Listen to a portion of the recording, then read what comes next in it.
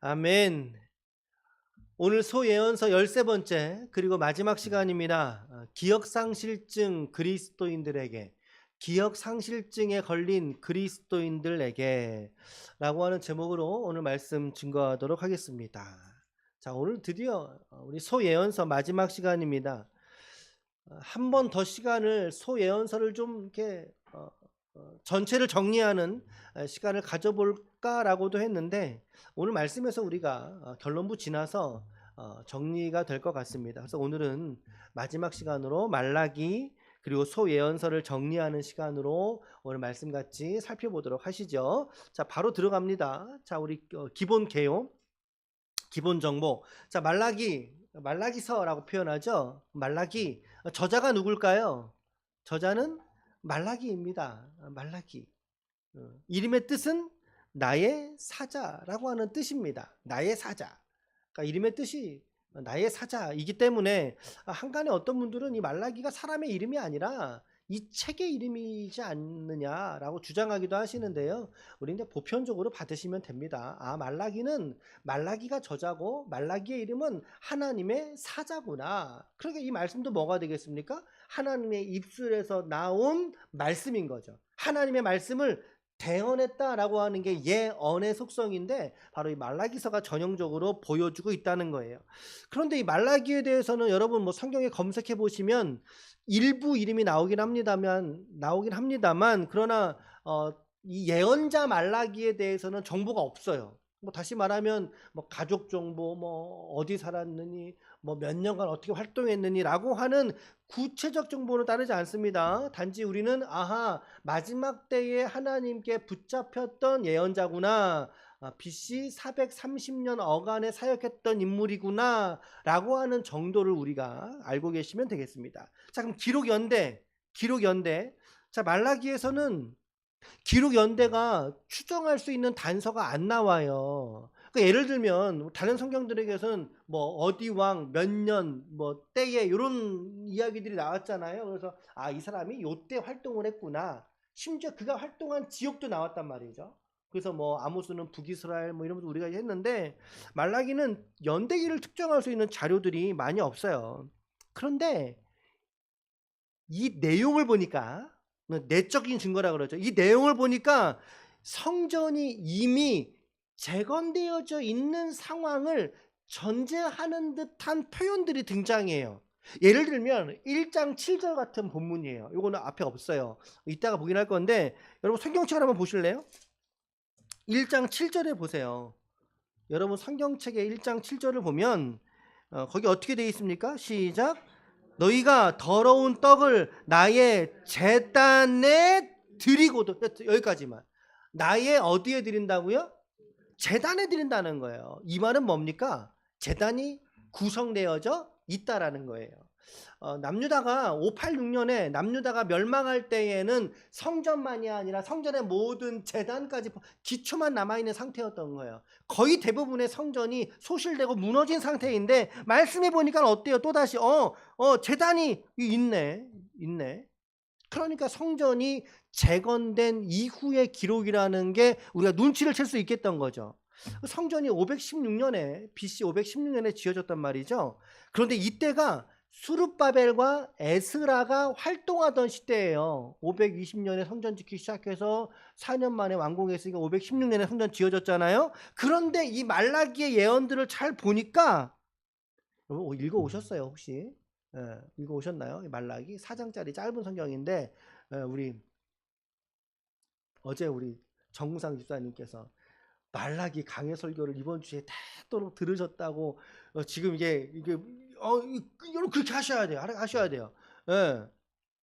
읽어오셨는지 모르겠는데, 이 말라기 예언을 잘 읽어보니까, 성경을 잘 읽어보니까 이 내용이 어디 있는 말씀하고 되게 유사해. 되게 비슷해 보니까. 그게 어느 성경하고 유사하냐면 느헤미야서하고 그렇게 유사한 거예요. 느헤미야가 직면했던 예언들과 상당히 일치합니다. 더군다나 우리는 바로 몇 주 전에 느헤미야서를 마쳤거든요. 저도 읽으면서 이거 또 얘기 나오네, 그런 느낌을 가졌어요. 자, 또 얘기 나오네. 그 말은 뭡니까? 느헤미야와 연대기가, 그렇죠, 같다는 표현은 특정하는 거니까 비슷하다라고 추정할 수 있겠죠. 예를 들면 이런 거예요. 11조에 대해서 무관심한 거예요. 사람들이 11조 무관심한 거예요. 우리 오늘 성경에도 나오고 무관심이 오늘 성경에도 나오죠. 말라기 3장에도 나오죠. 그런데 느헤미야서 13장 말씀에 보면요, 11조에 대한 관심이 또 드러난단 말이에요. 느헤미야가 이런 것도 있고, 이교도를 아내로 맞이하는 풍습, 이걸 우리가 통혼이라고 표현했고, 제가 얼마 전에는 자폰이라고까지 말씀을 드렸습니다. 통혼에 관한 문제, 이게 말라기 2장 11절에 보면요, 2장 11절에 보실래요? 혹시? 볼 수 있는 분은 성경책 펼쳐보세요. 이거 앞에 없어요. 예, 말라기 2장 11절에 보면요, 11절 하반절에 보세요. 하반절에 말라기 2장 11절 하반절에 보면 유다는 돼 있죠. 시작. 유다는 여호와께서 사랑하시는 그 성결을 욕되게 하여 이방신의 딸과, 이게 통혼의 문제예요. 그러니까 말라기도 통혼의 문제를 지금 짚어보고 있는데, 느헤미야서 말씀도, 느헤미야 마지막 13장의 말씀에 보면요, 통혼의 문제가 역시 동일하게 드러나고 있다라는 거죠. 이런 증거, 이걸 내적 증거라고 표현합시다. 성경 안에서 추정할 수 있는 증거들이니까 이런 증거들을 좀 모아보니까, 이 말라기는 느헤미야와 활동연대가 유사하겠구나 라고 특정하게 된다는 거, 발견하게 된다는 거죠. 그래서 우리는 말라기의 기록 연대가 언제쯤이다? 느헤미야가 바사에서 돌아와서 돌아왔던 BC 430년. 여기다 여러분 쯤이라고 붙여야 됩니다. 쯤이라고 붙이거나 혹은 물음표를 좀 해놓으셔야 돼요. 쯤으로 본다는 거죠. 자, 기록 연대 정리 이렇게 좀 해봅니다. 우리가 저자 문제, 그리고 기록 연대기 430년 내적 증거들을 한번 살펴보셨어요. 자, 우리가 기록 연대를 늘 말씀드리는 이유는 뭐 때문이라고 그랬습니까? 기록 연대를 언제 지어졌느냐를 말하는 것은 무엇 때문입니까? 원독자 때문입니다. 그 당시의 시대 상황에 있었던 백성들이 영적인 그들의 실체가 무엇이었는가, 기록 목적이죠. 그래서 기록을 한 거니까. 세 번째 기록 목적인데, 요거 제가 읽어드릴게요. 한번 눈으로 보세요. 성벽 재건 이후, 그러니까 느헤미야에 의해서 성벽이 재건되고 난 이후죠. 이후에 영적인 목표를 상실하고 도덕적 해이에 빠져든 백성들, 종교와 형식주의에 빠져서 하나님 앞에 서 있던 그들에게 회개시켜서 장차 임할 메시아의 왕국, 즉 하나님 나라를 준비시키는 것에 있더라. 이 목적을 가지고 이 말라기서가 기록이 됐다라는 거예요. 저는 이 말라기서를 이렇게 보면서도 여전히 이 백성들에게 죄의 문제는 우리 인간의 실존적인 문제구나 라고 하는 걸 보게 됩니다. 이 죄에서 완전히 떠나질 못하잖아요. 이 죄에서 에스라 마지막 장에 무슨 문제 담고 있으면 에스라 10장 말씀해 보니까 통혼이에요. 그때도. 그래서 이방 여인들 다 내쫓기를 결단하잖아요. 그 유다 백성들이 기억나시죠? 내쫓기까지 했는데 그들 중에는 심지어 아이를 낳은 여성들도 있더라 라고 에스라가 말해요. 그런데 느헤미야가 또다시 그 문제 가지고 또 왔잖아요. 느헤미야 13장에. 그런데 우리가 보고 있는 이 말라기에서도 또다시 이 통혼의 문제를 가지고 들고 나와요. 동일하게. 이게 무엇입니까? 백성들의 죄의 뿌리가 깊이 박혀 있다라는 거예요. 깊이. 결국에 이 이야기는 오늘 저와 여러분들도, 우리도 무엇일 가능성이 크다? 우리도 통혼의 죄를 범할 가능성이 크다라고 하는 거예요. 이 통혼의 문제가 영적으로 볼 때 상당히 큰 문제라는 거죠. 악습관이기도 하고 악순환이기도 하다라는 거예요. 이게 통혼이라 그러니까 매번 그러면 우리 결혼한다는 얘기입니까? 그런 걸 말하는 게 아니에요. 영적인 걸 말하는 거죠. 바벨론이라고 하는 세상과 결국에 짝하여 살아가는 우리 성도들의 영적인 상태를 말한다라는 거예요. 이방인 아내를 쫓아내었지만 여전히 또다시 들어오고, 내쫓았지만 또다시 들어오고, 내쫓았지만 또다시 스물스물 들어오는, 오늘 우리가 세상과 우리와의 관계가 그러하지 않느냐라는 거죠. 우리도 마찬가지라는 거예요. 우리 영적인 컨디션이 우리도 좋을 때가 있어요, 여러분들. 이렇게 좀 앞에서 이렇게 설교를 또 하고 강단에 많이 서 보면 뭐 이런 표현이 좀 그렇긴 한데요. 여러분들이 예배드리는 모습을 보면 이게 얼추 이게 느낌이 와요. 그쵸? 컨디션이 좋을 때도 있는데요. 나쁠 때도 있어요. 죄를 안 짓고 살아가려고 노력이 가상할 때도 있어요. 내가 이러면 안 되지. 가상할 때도 있지만, 근데 때로는 그 죄 가운데 오히려 파묻혀 살기를 즐거워하고 그 죄를 기뻐할 때도 있다라는 거예요. 우리가 중요한 것은 무엇입니까? 우리의 영적인 컨디션이 좋지 않을 때입니다. 좋지 않을 때, 그때가 더 중요한 거예요. 과연 오늘 나는 그러한 상황에서 어떤 신앙의 스탠스, 태도를 오늘 나는 취하고 있는가라고 하는 거, 이것이 중요하다라고 하는 것입니다. 그래서 이 말라기가 예언했던 BC 430년 이 어간 사이에도 여전히 이스라엘 백성들은 죄 가운데 있었고 여전히 그 죄에서 벗어나오려고 애를 쓰지도 않고 있던 상황이 반복적으로 그들에게 드러나고 있더라는 거예요. 그렇죠?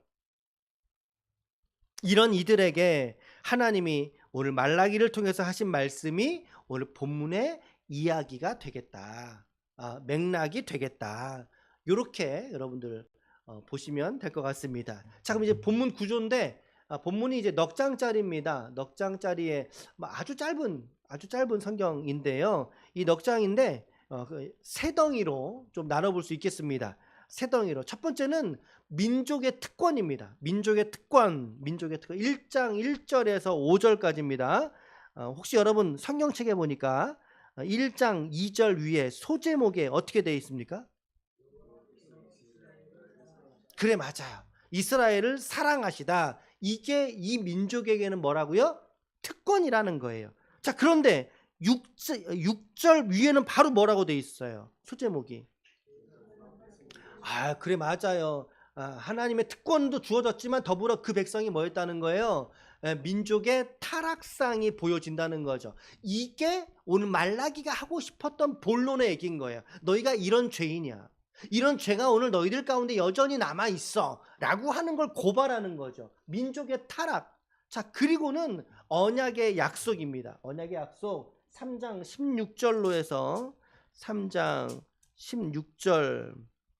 자, 성경책에는 13절로 여호와를 경외하는 자들이라고 표현하고 있지만 문단을 나눌 때 3장 15절까지는 좀 제외하고 앞서서 민족의 타락의 영역으로 속한다고 보고요. 16절에서부터 그리고 마지막 4장 6절까지가 이제 민족의 약속입니다. 하나님께서 이 타락한 백성이지만 그럼에도 불구하고 회복에 관한 약속을 주시는 장면으로 마무리가 된다.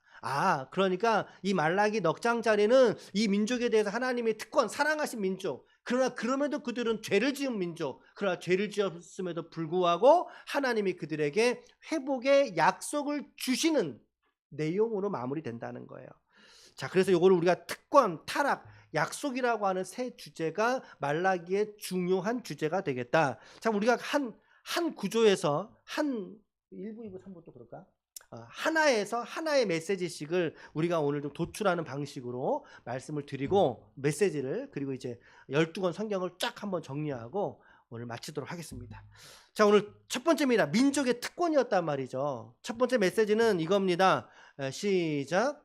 하나님의 선택받은 사랑을 기억하라는 것입니다. 하나님의 선택받은 사랑을 기억하라. 누가? 내가 기억해야 된다는, 그 사랑을 기억해야 된다는 거죠. 자, 1절 말씀 읽어보겠습니다. 오늘 말씀의 1절 시작. 여호와께서 말라기를 통하여 이스라엘에게 말씀하신 경고라. 경고예요. 경고니까 죄 지적이 본론이 되겠죠. 교훈과 훈계의 말씀이겠구나. 자, 2절 시작. 여호와께서 이르시되 내가 너희를 사랑하였노라 하나 너희는 이르기를 주께서 어떻게 우리를 사랑하셨나이까 하는도다. 나 여호와가 말하노라 에서는 야곱의 형이 아니냐. 그러나 내가 야곱을 하나님께서 지금 이스라엘에게 지금 이 2절의 말씀의 억양이 좀 어떨 것 같으세요? 막 이렇게 막 막 취조하듯이 막 그런 목소리는 아닌 것 같아요. 그쵸? 내가 너희를 사랑하였노라라고 말하잖아요. 부드러운 목소리였을 거예요. 부드럽고 온화한 목소리로 이야기를 했을 거란 말이죠. 하나님께서 당신의 지으신 백성들을 소중하게 여기는 느낌이 들잖아요. 내가 너희를 사랑하였노라. 분명히 이 말씀이 훈계와 경고의 말씀이라고 했음에도 불구하고 첫 소절은 내가 너희를 사랑하였노라. 그런데 이 말을 들은 백성들의 대답이 뭐냐는 거예요.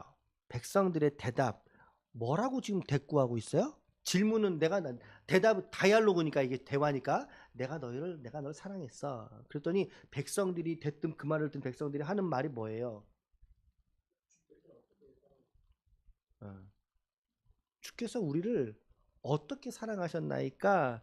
라고 되받아치고 있습니다. 여러분 이것은 지금 그래요. 주님 하나님 우리를 사랑하시는 거죠. 인정하는 억양이에요? 아니면 인정하지 않는 억양이에요? 부정하는 억양, 부정하는 거예요. 세 번역에는 이렇게 있어요. 우리를 사랑하신다는 증거가 어디 있습니까? 이렇게 번역이 되거든요. 이들이 지금 하나님의 사랑을 우리는 성경 속에서 그들의 민족의 역사, 아브라함으로부터 시작된 그들의 역사 안에서 우리는 하나님이 이들을 어떻게 사랑했는지를 알고 있어요.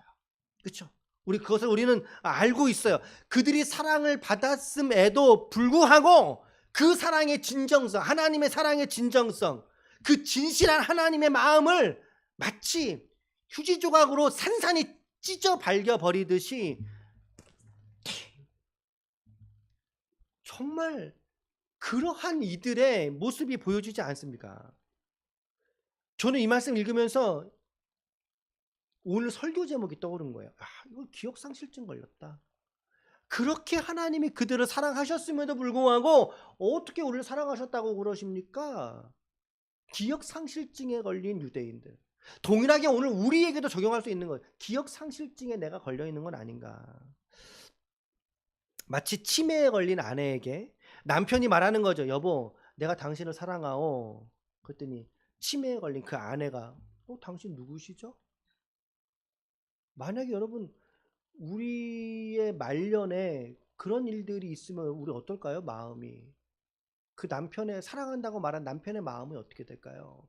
산산조각 무너져 버리지 않겠습니까? 무너지지 않겠습니까? 하나님께 기억을 잃어버린 상태를 지금 오늘 이 본문은 말하고 있는 거예요. 유다 백성들이 하나님을 잊어버린 것 같은 거죠. 잊어버렸어요. 우리를 어떻게 사랑하셨나이까?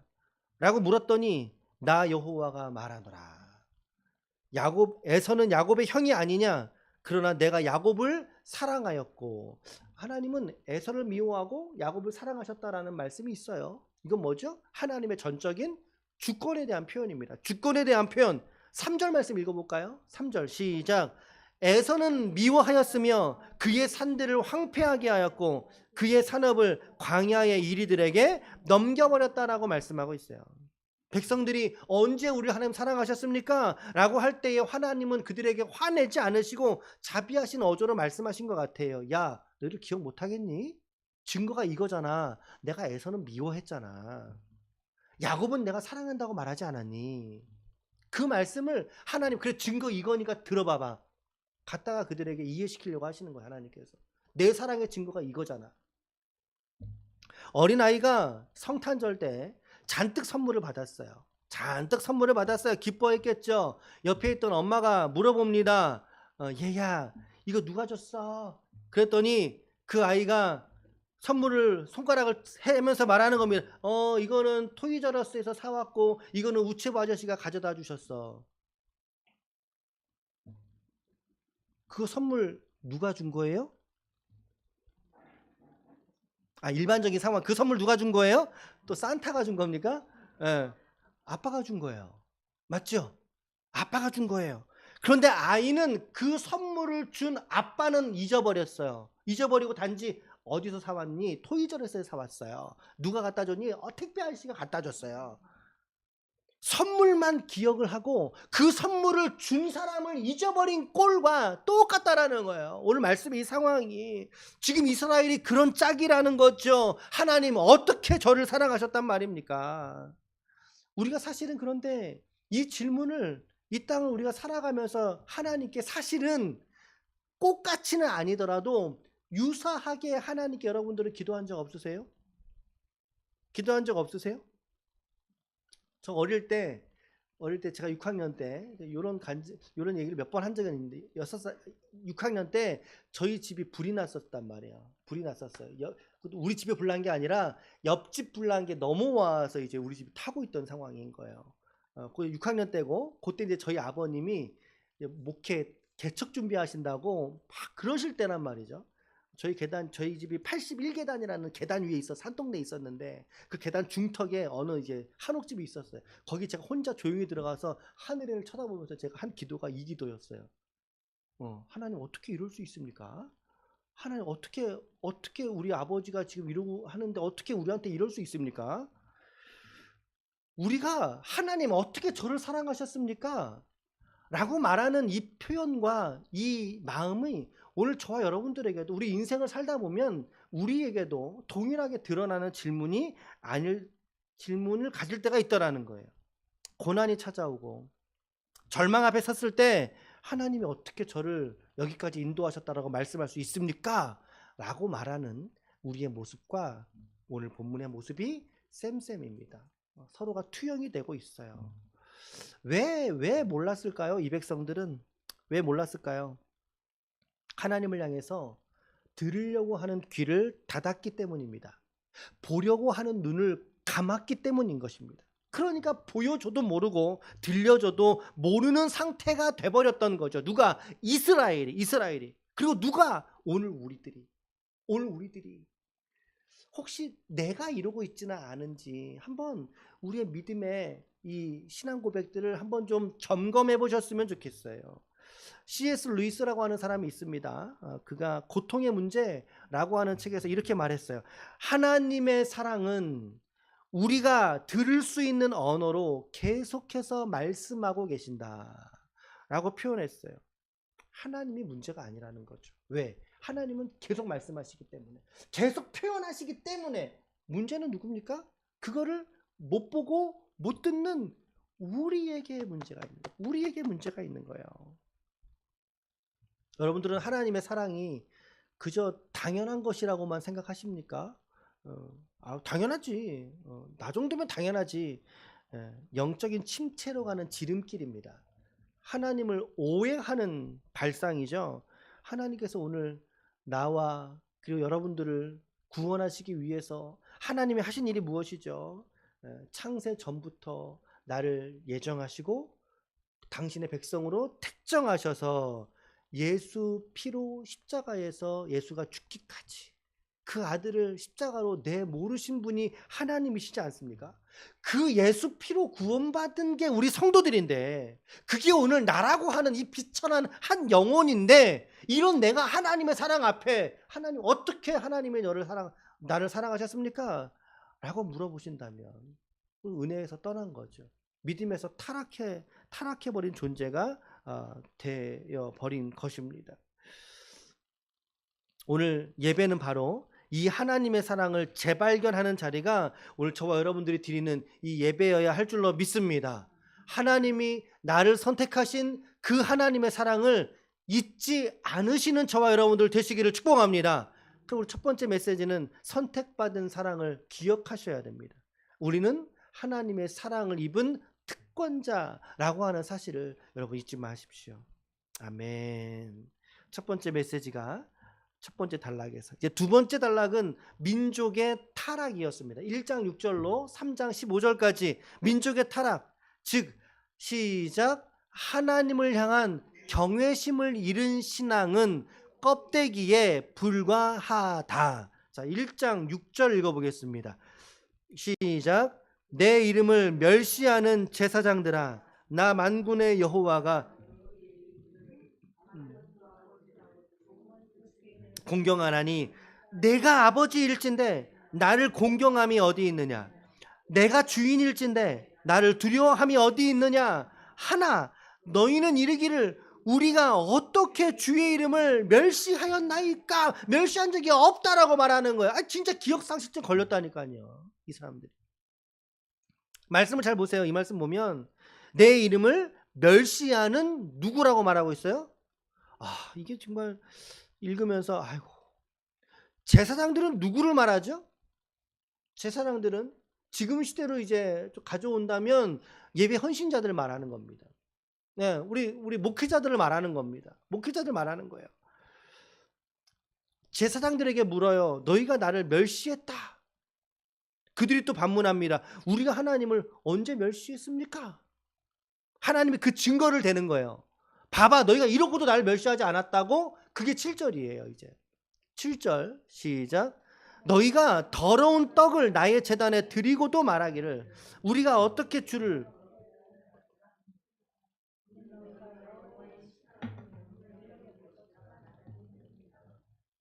자, 이 말씀 아까 좀 전에 보셨죠? 제단이라는 단어가 표현되어져 있어요. 그렇다는 얘기는 성전이 재건된 이후의 시점이라는 것이고, 근데 거기에다 지금 뭐를 올려요? 더러운 떡을 올리더라. 자, 성소 안을 들어가면 향단이 있고 떡상이 있고 촛대가 있단 말이에요. 거기에 떡상에 12개의 떡을 6개, 6개씩 놓게 되어져 있어요. 이거는 무교병 떡이에요. 거룩한 떡이라고 이름한 떡이란 말이죠. 이건 제사장만 먹을 수 있는 떡이거든요. 근데 거기에다가 지금 누가? 제사장이 먹지 못할 더러운 떡을. 자, 이 더럽다는 표현은 실제로 이렇게 뭐가 묻어가지고 먹지 못할 그런 걸 말한 게 아니라 동기와 그 올리는 그 손길이 더럽다는 걸 말하고 있는 거예요. 거기다 더러운 떡을 지금 너희들이 올리지 않았느냐. 그럼에도 불구하고 너희들이 나를 업신여기지 않았다고? 그것만 올리면 다행이게요? 더러운 떡만 올리면 다행입니다. 이어지는 8절의 고발을 보세요. 이어지는 8절 말씀입니다. 시작. 만군의 여호와가 이르노라 너희가 눈먼 희생 제물을 바치는 것이 어찌 악하지 아니하며 저는 것 병든 것을 드리는 것이 어찌 악하지 아니하냐. 이제 그것을 너희 총독에게 드려보라. 그가 너를 기뻐하겠으며 너를 받아 주겠느냐. 여기 지금 말씀에 뭐가 나와요? 총독이란 단어가 등장합니다. 이것도 이 본문의 내적 증거 중에 하나예요. 자, 9절 보세요. 9절 마지막 줄에. 9절 마지막 절에 어떻게 되어 있습니까? 시작. 내가 너희 중 하나인들. 여러분 지금 7절, 8절, 9절 이어지는 내용이 뭡니까? 하나님이 복창이 터진 것 같아. 복창 터져서 차라리 저 성전 문을 누가 닫아줬으면 좋겠다 라고까지 말씀하시잖아요. 성경 읽어보신 분들은 이 얘기가 있어요. 성전 문을 누가 좀 닫아줬으면 좋겠다 라고까지 말씀하시는 거죠. 자, 이 상황을 정리해 보세요. 성전에 더러운 떡을 올렸어요. 불결한 떡을 올렸어요.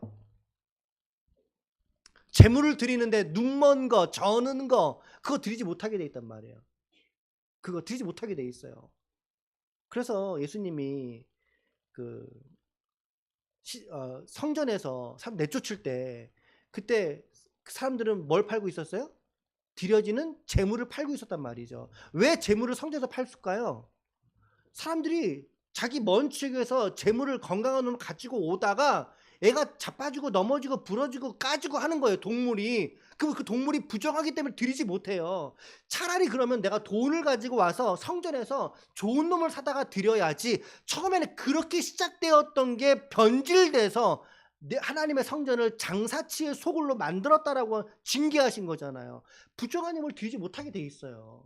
근데 지금 말씀에 그것도 제사장들이 드리지 말아야 될 제물을 드리고 있다라는 거예요. 병든 것, 약한 것. 이것이 무엇을 의미하냐는 거죠, 여러분. 이게 무엇이 의미할까? 이거죠. 너희의 종교적인, 형식적인 너희의 제사 형태, 제사 행태, 내가 그거 차마 눈뜨고는 보지 못하겠거든? 이라고 말씀하시는 거 아닙니까? 내가 너희의 손에서 받겠느냐? 13절 말씀 거의 나와 있어요. 13절에. 내가 너희 손에서 그걸 받겠느냐? 라고 말해요. 그들에게 드려진 것임에도 불구하고 내가 너희들이 그거 받지 않을 거야 라고 하시죠. 하나님은 속지 않으십니다. 여러분, 속지 않으세요. 우리가 우리의 형식적인 마음으로 혹은 종교인의 수준에서 머물러 있을 때 하나님은 기뻐하지 않으신다라는 거예요.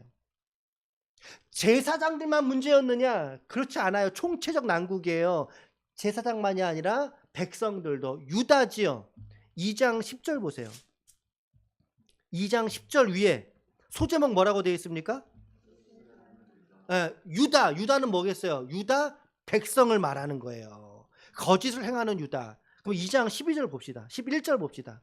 11절 시작. 유다는 거짓을 행하였고 이스라엘과 예루살렘 중에서는 가증한 일을 행하였으며 유다는 여호와께서 사랑하시는 그 성결을 욕되게 하여 이방 신의 딸과 결혼하였으니 이게 뭐다? 통혼이다. 통혼.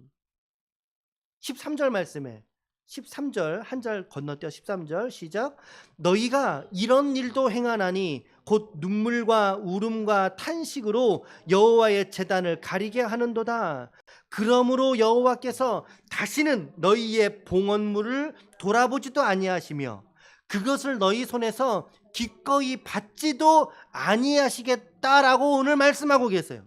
하나님은 유다의 죄를 통혼의 문제에서 찾으셨고 또 더불어 한 걸음 더 나아가서 형식적인 종교의 모습에서도 하나님은 찾으신 거예요. 제사장만의 죄가 아니라 백성들도 마찬가지의 죄에 빠져 있더라는 것입니다. 그 형식적인 종교의 모습이 가장 극명하게 드러나는 게 뭔지 아세요? 그게 헌금이에요. 그게 헌금이에요. 7절을 보세요. 3장 7절. 3장 7절. 3장 7절. 시작. 만군의 여호와가 이르노라 너희의 조상부터 너희가 나의 규례를 떠나 지키지 아니하였도다. 그런즉 내게로 돌아오라. 그리하면 나도 너희에게로 돌아가리라 하였더니 너희가 이르기를 어떻게 하여야 돌아가리까? 돌아가겠다는 얘기가 아니에요. 떠난 적이 없다는 얘기를 하고 있는 거예요. 이들은 성전 안에 있어. 헌금도 잘해. 하나님의 마음은 언제나 이 백성들을 향해서 지금 여러분 우리가 내게로 돌아오라 저 표현 우리 예언서에서 공통적으로 발견했던 표현들이죠. 여기 지금 처음으로 들으신 분 계세요? 없을 거 우리죠. 돌아오라. 나도 너희에게 돌아가겠다. 여러분 돌아오라는 말은 돌아오라라고 말하는 건 누가 더 보고 싶다는 거예요. 맞아. 하나님인데 돌아오라는 말은 그 말을 말하는 사람이 더 보고 싶다는 얘기죠. 그렇죠? 이 본문에 누가 보고 싶으신 거예요? 하나님께서. 이 백성들이 우리는 하나님 떠난 적이 없습니다. 기억 상실증에 걸린 거예요. 저 예배 잘 드려요. 주일마다 예배 얼마나 잘 나오는데요. 이 반문에 대한 대답이 8절이에요. 이제 대답이 시작. 사람이 어찌 하나님의 것을 도둑질하겠느냐? 그러나 너희는 나의 것을 도둑질하고도 말하기를 우리가 어떻게 주의 것을 도둑질하였나이까 하는도다. 이는 곧 11조와 봉헌물이라. 그래서 많은 사람들이 이 말라기 본문의 이야기를 할 때 핵심적인 이야기를 뭘로 하는지 아세요? 11조 해야 된다. 그거는 잘못된 이야기입니다. 잘못된 이야기예요. 말라기에서는 11조가 주된 메시지가 아니에요. 11조의 중요성을 여기서 부각시키는 거예요. 자, 11조 하는 사람 손 드세요. 11조 하셔야 됩니다. 그런데 과연 이 본문의 맥락에서 하나님이 그 이야기를 하고 싶은 게 목적일까냐는 거예요. 우리는 깨닫기를 원해요. 11조를 드려가 아니란 사실이에요. 물론 일부에서는 11조 무용론을 제기하는 분들도 한간에 계십니다. 특별히 어떤 신학을 하신 분들이 구약의 11조 안 해도 돼라고 표현하는데요. 그렇지는 않습니다. 명백하게 11조는 레위인들과 제사장들의 생계를 위해서 지급해야 되는 수단으로 쓰여져야 됐고요. 또한 성전을 운영하고 유지하는 것에 필요한 것이 11조 예물로 운영이 되었고요. 또 한 가지는 바로 과부와 고아와 객이라고 하는 사회적 약자를 돌보기 위한 마련된 기금이 또한 11조라는 거예요. 그렇기 때문에 11조는 해야 되는 게 맞아요. 그래서 느헤미야 때에도 보면 이 11조를 통해서 예배 공동체가 다시금 세워졌던 것을 우리는 얼마 전에 느헤미야 묵상을 할 때 우리는 보게 됩니다. 그런데 이 백성들이 그 정신을 잃어버린 채로 그저 형식적으로만 드리고 있던 거예요. 그걸 하나님은 질책하신 것이지 백성들이 그것에 무감각해졌다라는 거죠. 다시 말하면 하나님이 원하시는 재정 사용의 원칙을 그들은 버리고 형식적으로만 하나님께 드리는 것에 익숙해져 버린 모습이었다라는 거예요. 11조도 드리질 않고 봉헌도 드리질 않고 드릴지라도 형식적인 것에 그쳐서 그래서 오늘 이야기를 하나님은 하고 계시는 거예요. 여러분, 세례가 구원받음의 표징이 될 수 없어요. 바꿔 말하면 세례 받아야 구원받는 거 아니에요. 맞죠? 동의하시죠? 11조도 마찬가지인 거예요. 11조가 여러분들이 구원받았다는 것을 드러내는 증거가 아닙니다. 착각하시면 안 돼요. 착각하시면 안 돼요. 11조가 나의 구원의 증거가 아니에요. 심지어 11조가 내 믿음의 척도도 될 수가 없어요. 척도도 될 수 없어요. 하나님 나라의 경제 원리를 하나님께 예물을 드릴 때 신령과 진정의 그의 마음과 자원의 마음으로 드리라는 것을 말씀하고 있는 것이지. 여러분 11조의 개념이 나오면 10개 중에 1개를 드리잖아요. 보통이 10개 중에 그 의미는 뭘 것 같으세요? 그 의미를 우리가 알고 드려야 되는 거예요. 10개 중에 1개 드리면 10중 하나니까 세금 10% 내는 거하고 똑같은 개념인가요? 천만에 그렇지 않아요. 여러분 착각하시면 안 돼요. 10분의 10개가 다 하나님 거예요. 우리는 그거를 잊어버리시면 안 돼요. 10분의 9은 하나님이 우리에게 이걸로 너 살 수 있어. 이걸로 살아봐. 근데 하나는 나에게 줬으면 좋겠어. 왜? 너의 인생의 주인이 누구인 것을 알아라. 그렇죠. 하나님인 것을 알아라. 나 이거 없어도 하나님은 나를 살게 하셔. 라고 하는 믿음을 내게 좀 보여다오. 그래서 원래 또 11조는요. 우리 말씀에 보니까 11조와 봉헌물이라 그랬단 말이죠. 그래서 그것을 봉헌물을 보관하는 창고 기억나세요? 창고 기억나세요? 우리 그 느헤미야 묵상할 때 느헤미야가 바사에 갔다 오는 동안 도비야를 위해서 성전에 창고를 만들어 줬었잖아요. 우리 봤잖아요. 예. 그 창고가 무슨 창고였어요? 11조와 봉헌물을 보관하는 창고였다고요. 자, 그러니까 여러분 그 당시에는 11조를 매달 냈겠어요? 1년에 한 번 냈겠어요? 매달 냈을까요? 봉헌물은 뭔데요? 그들의 곡식재단에서의 추수의 10분의 1이거든요. 그러면 얼마만에 한 번씩 냈겠어요? 1년에 한 번, 1년에 한 번. 물론 이제 성전 세겔이라 그래서 걷는 세금이 따로 있었지만 그건 많지 않은 금액이었고 11조의 개념이 그때 1년의 수확의 이제 10분의 1. 근데 우리 현대 사회에는 어떻게 우리가 살아가요? 1년에 한 번이 아니라 총 연봉이 한 번이 아니라 매달 받는 금액의 일정 부분을 구별해서 드리는 거죠. 그렇죠? 이런 개념들도 좀 달라진 거예요. 우리 시대가. 그러나 11조의 정신만큼은 잊어버려서는 안 된다라고 하는 것을 오늘 저와 여러분들이 붙잡으시기를 축복합니다. 아멘, 아멘, 아멘. 10개 중에 10개가 다 하나님의 은혜의 선물이라는 것을 기억하고 그것을 회복하라는 메시지예요. 이 경외함이 없이 형식적으로 11조 드리는 것도 하나님 안 받으세요. 기뻐하지 않으세요. 자, 그래서 이 이야기는 하나님을 경외함이 없이 드려지는 그들의 예배 그리고 예물 그것은 껍데기에 불과하다. 하나님의 성전문을 닫아버리고 싶어 하신다. 이 정신을 회복할 수 있는 회복하며 온전한 예배를 드리는 저와 여러분들 되시기를 축복합니다. 마지막 세 번째는 민족의 약속이라고 제가 했는데 시작. 남은 자를 기억하시고 다시 회복의 약속을 주신다. 메시아 도래할 메시아 사상이 이제 마지막에 드러나는 거예요. 16절 시작. 그때에 여호와를 경외하는 자들이 피차에 말하며 여호와께서 그것을 분명히 들으시고 여호와를 경외하는 자와 그 이름을 존중히 여기는 자를 위하여 여호와 앞에 있는 기념책에 기록하셨느니라. 기념책이 뭘 말할까요? 생명책이에요. 이게 생명책이에요. 그래서 자 3장 16절에도 뭐가 있어요? 경외하는 자들이 있고 4장 2절로 넘어가 볼게요. 4장 2절도 말씀해 보면 뭐가 있어요? 내 이름을 경외하는, 좀 나가 보세요.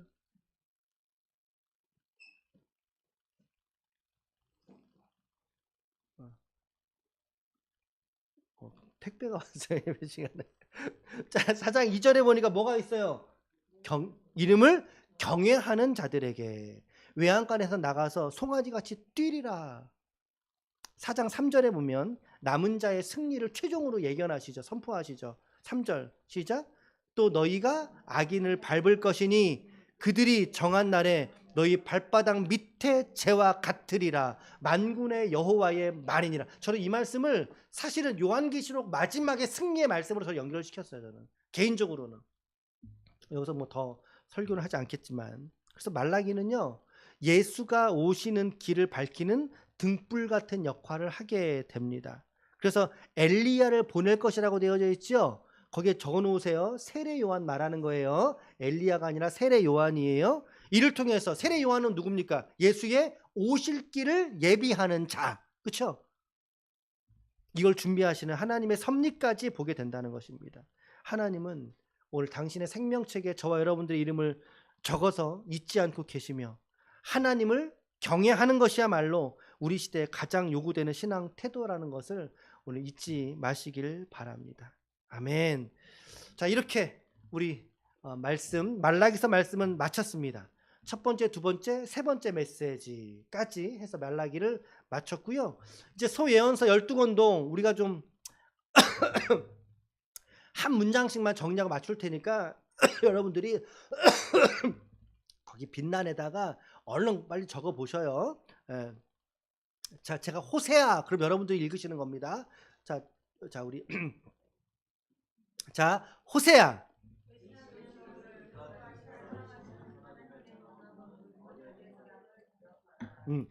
우리가 12권 소예언서의 각 권을 한 문장으로 제가 압축한 겁니다. 압축. 요엘.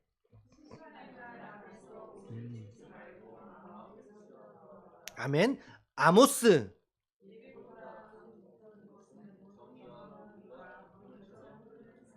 아멘. 네 번째 오바댜.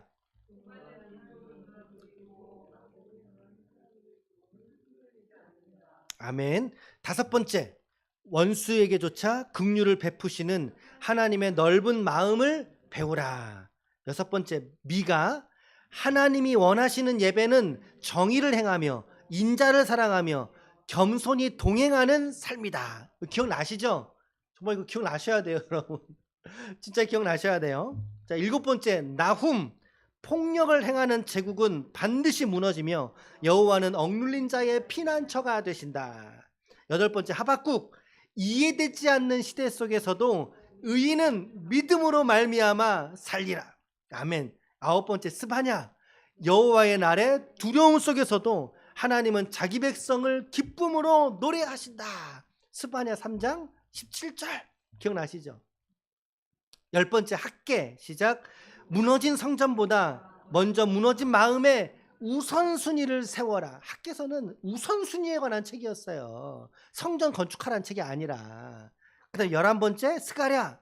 하나님의 일은 사람의 능력이 아니라 하나님의 신으로 이루어진다. 마지막 말라기입니다. 시작. 차가워진 신앙을 회개하고 처음 사랑의 자리로 돌아오라. 돌아오라. 내가 너희에게로 돌아가리라. 라고 하는 메시지로 정리가 됩니다. 결국에 우리 모두는 예언서 12권의 메시지를 총정리한 한 문장은 바로 요겁니다. 요겁니다. 시작. 모든 그리스도인들은 예언자의 사명을 받은 자들이다. 하나님께서 오늘 우리를 세상 속에 당신의 편지로, 당신의 라디오로 사용하셔서 우리 세상 속에 하나님의 말씀을 전파하라는 사명을 주신 자들이 곧 그리스도인인 줄로 믿습니다. 이 사명을 깨닫고 주님이 주신 날들을 하나님 나라로 살아내시는 저와 여러분들이 모두 다 되시기를 예수님의 이름으로 간절히 축원합니다. 아멘 간절히 축원합니다. 우리 이 시간에 같이 함께